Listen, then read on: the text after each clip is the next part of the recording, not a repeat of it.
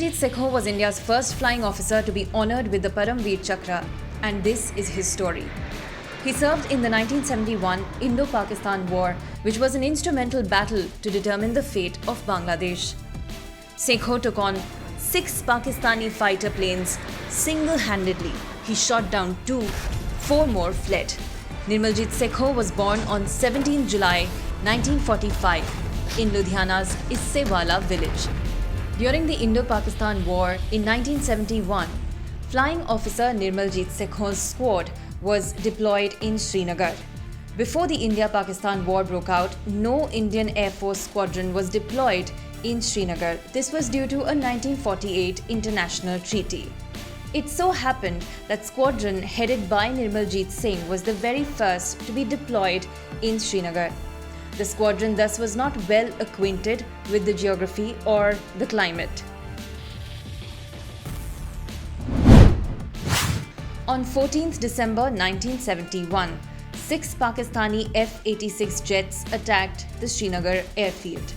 The flying officer rushed to take to the skies, but a bomb dropped directly on the runway caused debris to go flying, obscuring the view field.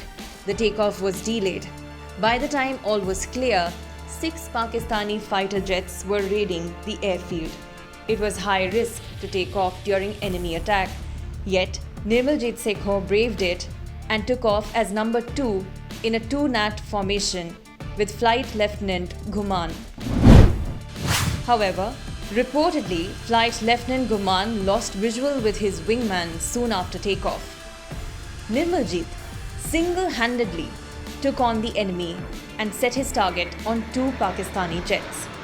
He shot down one and damaged the other, which caused it to burst out in flames.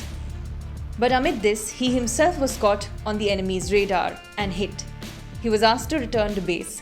He's said to have flown in straight, wings level for some time, then going inverted, plummeting down, probably due to failure of the control system. He tried to eject, but that too was unsuccessful. He was thus martyred in the line of duty, but not before causing the Pakistani jets to head back towards Peshawar. Nirmaljeet Singh Sekho was 1 against 6 enemy jets.